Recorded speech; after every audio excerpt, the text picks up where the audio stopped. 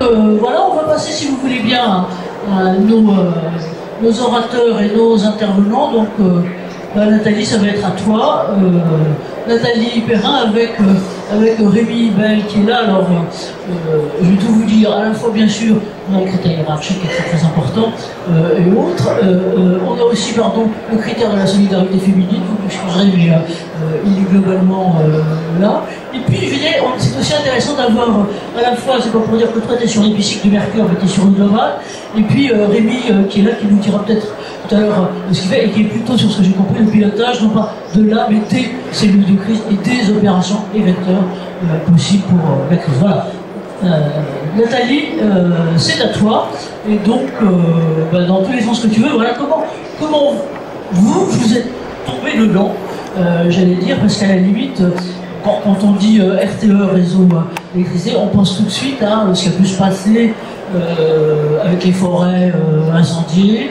On pense aussi, même si ce n'est pas directement chez vous, à des questions d'eau et d'autres types de manifestations qui rendent les problèmes finalement d'approvisionnement électrique compliqués. Voilà. Comment ça se pose chez vous et j'allais dire presque depuis combien de temps la préoccupation crise est-elle rentrée? Qu'est-ce qu'elle recouvre?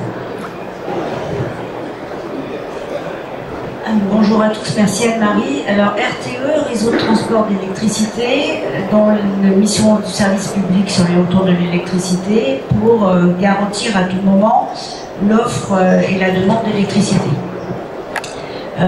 Et ça partout sur le territoire pour tous nos clients. Alors on verra après qu'on a un réseau nous, qui est assez particulier puisqu'en fait on maintient, on exploite et on renouvelle le réseau de 63 000 à 400 000 volts. Donc on n'est pas complètement en lien avec les consommateurs finaux, mais nous avons quand même des clients qui sont industriels et puis notamment aussi tout ce qui est production, puisqu'en fait on fait le lien entre la production et la consommation. Alors Anne-Marie, pour répondre à ta question, donc mission de service public, l'électricité, comme tu le disais, tout le monde en a besoin et tout le monde la souhaite. Tout le monde se met à crier quand on n'a plus. Et tout le monde se met à crier quand on n'a plus, mais on peut crier aussi quand on voit les réseaux, donc ça ne nous aura pas échappé que nos réseaux sont dans la nature, et donc forcément soumis à des risques. Alors là, on va en évoquer quelques-uns. Alors quand tu demandais depuis quand on est tombé dans la crise, alors nous c'était même plus en barboteux, je crois que c'était vraiment quand on est né. Alors RTE est né un peu plus tard, mais EDF avant, puisqu'on a toujours eu cette mission de service public et cette obligation de servir le réseau d'électricité. Donc c'est très, très ancien, très historique, mais très historique de manière mécanique, de manière événement sur les installations. Et effectivement, on va voir que les crises ont plus ou moins évolué et que du coup, cet apport de l'histoire et ces enseignements qu'on a pu en tirer nous ont permis d'adapter ensuite aux crises qu'on a pu avoir à rencontrer. Alors pourquoi historiquement on a ces processus de crise? Parce que justement, je me disais, notre réseau étant dans la nature, alors on a tous les risques extérieurs, donc météo, on le voit maintenant aussi avec tout ce que l'on a comme tempête, orage. L'électricité est très sensible à la foudre, donc l'été on a une grosse activité aussi de surveillance. Je t'interromps juste 2 secondes là-dedans, c'est vrai qu'avant, votre marronnier à vous, si on peut dire, vous savez, on appelle en matière de journalistes les marronniers, c'est les trucs qui reviennent régulièrement. Votre marronnier à vous, d'habitude, c'était l'arrivée de l'hiver avec la neige sur les trucs. Alors maintenant, c'est plus ça, c'est quasiment tout le temps. Oui, on va dire ça comme ça, effectivement, parce que de toute façon, la météo décide comme elle veut les aléas climatiques. Donc maintenant, on voit aussi beaucoup d'inondations, ce qu'on ne voyait pas forcément avant. Donc forcément, nos installations peuvent se détruire ou du moins souffrir de ces inondations, puisqu'encore une fois, on est dans la nature. Ou les accès. Ou les accès, effectivement. Il y a aussi des incendies, tu l'évoquais tout à l'heure, des incendies qui ne sont pas forcément sur le réseau, mais qui viennent impacter le réseau quand les incendies se passent en dessous. Ensuite, on a tout ce qu'on appelle les risques humains. Alors, vous voyez, la photo, elle parle d'elle-même. Une voiture qui est venue s'encastrer dans un pylône. Donc, au-delà des victimes qui ont pu être faites, nous, ça peut aussi endommager le fonctionnement de ce réseau. On a aussi, alors là, de manière plus volontaire, des actes de vandalisme. Enfin, on peut avoir, heureusement, on n'en a pas tous les jours. Des actes de vandalisme, je pense que vous avez bien en tête. Alors nous les JO, ça s'est bien passé, on va croiser les doigts, mais ça s'est bien passé. Par contre, j'imagine que vous avez tous en tête ce qui est arrivé au réseau SNCF, qui est à peu près similaire en fait, et qui a beaucoup souffert le jour de la cérémonie de l'ouverture des JO et qui du coup a bloqué tous les trains. On aurait pu de la même manière avoir ce genre de crise à gérer. L'humain, on a aussi, alors là de manière plus malheureuse, des actes inopinés, des gens qui montent dans les pylônes pour se suicider ou qui vont en contact de l'électricité. Donc on a aussi à gérer cet aspect humain. Ce qu'on appelle le phénomène de la grue, c'est-à-dire que les gens qui montent tout en haut des grues, vous avez la même chose sur les pylônes. Ouais. Alors on peut l'avoir de manière assez dramatique, comme tu viens de le dire. On peut l'avoir aussi des opposants, parce que ça fait quand même des choses qui sont assez en hauteur. Donc pour mettre un panneau, c'est assez sympa aussi. Mais le risque, il est le même, donc c'est quelque chose qu'on surveille aussi.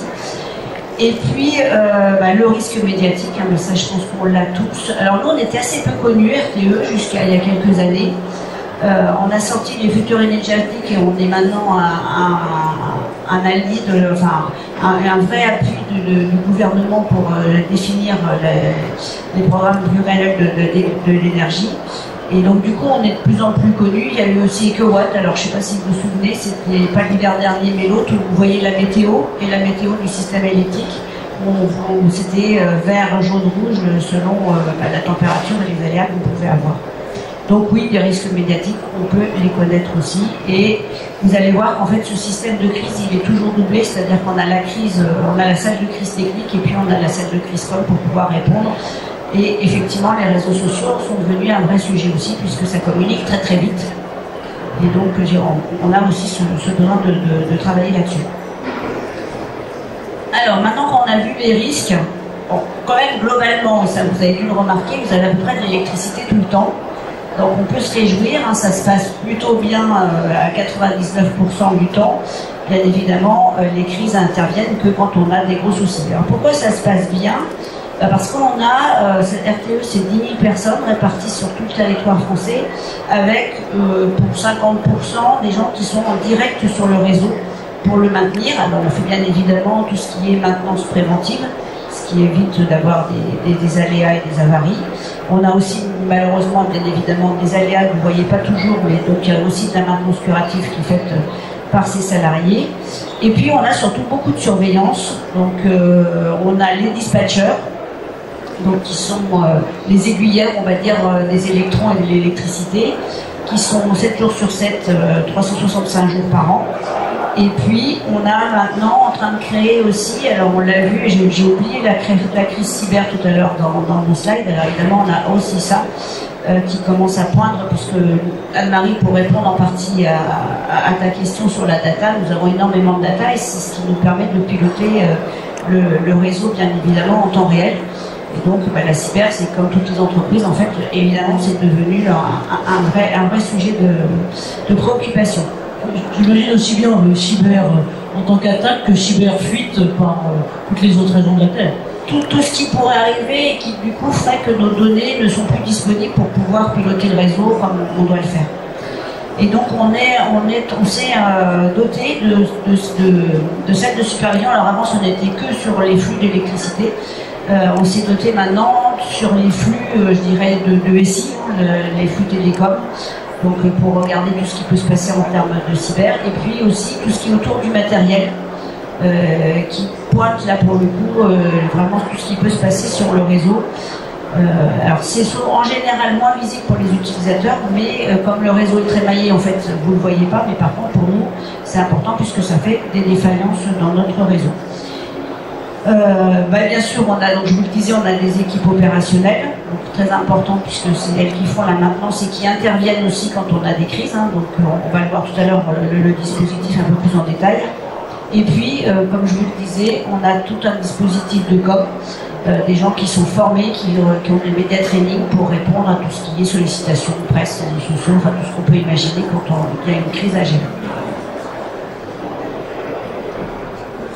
Alors, ce fameux dispositif, quand ça ne marche pas, alors encore une fois, je vous dis, ça marche quand même la majorité du temps, mais il est important que quand ça ne marche plus, que quand on voit poindre un événement redouté, on puisse le gérer de manière très rapide. On a des astreintes en fait sur le terrain, on a des astreintes de direction qui permettent de prendre les décisions au bon niveau, de relayer aussi les opérationnels qui sont les yeux sur le terrain et puis donc la direction qui doit prendre des décisions très rapidement par rapport à ce qui se passe sur le réseau. Donc vous voyez, on met en place des cellules de crise. Donc il y a tout un système processé depuis très longtemps. Enfin, tu le disais, c'est Rémi Bell qui s'en occupe chez nous. Et qui est revu régulièrement pour que quand on arrive dans une crise, et là on sait la charge mentale est énorme, on n'ait pas à réfléchir et que la plupart des choses soient déjà plus ou moins pensées, sauf que bien évidemment les cellules de crise peuvent gérer en temps réel. Une cellule de crise, en gros, elle peut être au niveau régional, national, on met à peu près 1 heure pour la constituer, du fait que nos processus et toute l'organisation est faite en amont. Donc on a toujours des gens d'astreinte et on a toujours des gens en permanence. Question de coulisses, alors tu n'as peut-être pas envie de répondre, mais en règle générale, comme ça, là par exemple en ce moment, est-ce que vous en avez, il y en a combien d'actives par mois, par an Rémi, vous auriez une idée ouais. On ne peut pas dire que RTE soit une entreprise de crise. En moyenne, on ouvre une dizaine de cellules de crise par an côté RTE. À titre de comparaison, si on parle de la SNCF, une cellule de crise territoriale de la SNCF est ouverte 300 jours par an. Voilà. On n'est pas sur le même problématique. Et en général, nous, quand on a une, par contre, ça se voit. Donc ces cellules de crise, donc vous le voyez, donc elles peuvent prendre... Juste par contre, encore 3 minutes. Je suis désolée d'avoir c'est fini, c'est le dernier. Donc les cellules de crise, je vous disais, historiquement, c'était surtout technique. Hein, en fait, c'était pour vous rappeler la tempête de 99. Là, pour le coup, on en la compte pour une, mais elle a duré un certain temps.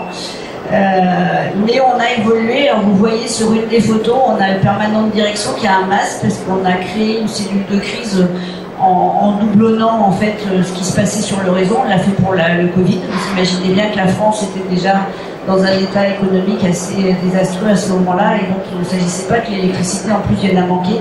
Donc nous, on a assez peu connu le confinement, le télétravail, et on a eu beaucoup de salariés qui ont continué à travailler, donc il fallait chaque jour trouver les masques, le gel. Maintenant ça fait rire parce qu'on les trouve partout, mais à l'époque il y avait un vrai sujet. Les accès, puisque les gens, il faut qu'ils aillent partout sur tout le territoire. Donc quand vous avez des zones qui sont interdites ou des horaires qui sont interdits, il faut avoir des accès. Et donc toute cette cellule, on a dupliqué en fait le système de cellules pour pouvoir faire face au Covid. On a une cellule de crise comme dédiée, toujours en doublon de l'autre cellule de crise, y compris pour le Covid. Et puis la dernière qu'on a vécue, c'est les JO. Alors on est content parce que vous n'avez pas entendu parler de nous. Et ça, c'est une bonne nouvelle, parce qu'en général, quand on parle de RTE, ça ne passe pas très bien. Ça, c'est vrai, oui. Oui, bah oui. Pardon. Et si vous faites de vachement bien, notamment, pardon, je fais une parenthèse, ils ont une cellule stratégique assez géniale. Ils produisent des documents de stratégie qui sont excellents. Et pardon de dire les choses, mais il arrive à France Stratégie, qui est une forme d'aspirateur à diverses sources, de reprendre ce que vous faites sans trop vous citer dans tout. Et du coup, j'ai perdu le fil de mes idées. Donc j'en étais, oui, les JO, puisque vous savez, et ça, ils ont beaucoup communiqué là-dessus, c'est qu'ils voulaient le moins de groupes électrogènes possible pour avoir une alimentation dite verte. Et donc le réseau a été énormément sollicité, ce qui était une première en niveau de pourcentage par rapport à ce qu'on a pu connaître sur les autres JO ailleurs. Donc ça, et puis, qu'est-ce que j'oublie? Non, puis les crises qui peuvent arriver cyber, effectivement, celles-là, on les connaît depuis assez peu. En matière de santé, ce qu'on a derrière les crises aussi, j'ai beaucoup parlé de la com, mais on a aussi ce qu'on appelle les cellules de gestion du stress post-traumatique. Donc, parce que ces événements-là, d'un point de vue humain, ça peut être très lourd aussi, et donc du coup, on a des dispositifs qui nous permettent de prendre le relais quand la crise est passée d'un point de vue technique, mais que bien sûr, d'un point de vue humain, on a toujours des choses à faire. Et puis, ça nous permet aussi, ces cellules de crise et de permanence, d'être en lien direct avec les autorités, avec les SDIS, justement, parce que souvent on collabore, ou les forces de l'ordre, pour pouvoir travailler ensemble. Et puis Rémi, je disais, on est toujours en lien aussi avec la SNCF et les DIS, tous les autres gestionnaires de réseau.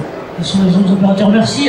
On aura plein de questions à te poser, mais je vous propose que peut-être on regarde nos 3 types d'exemples et qu'on passe aux questions ensuite. Donc merci à toi. Donc tu sais que tu auras tout à l'heure une question sur les data, puis une autre sur le stress post-traumatique.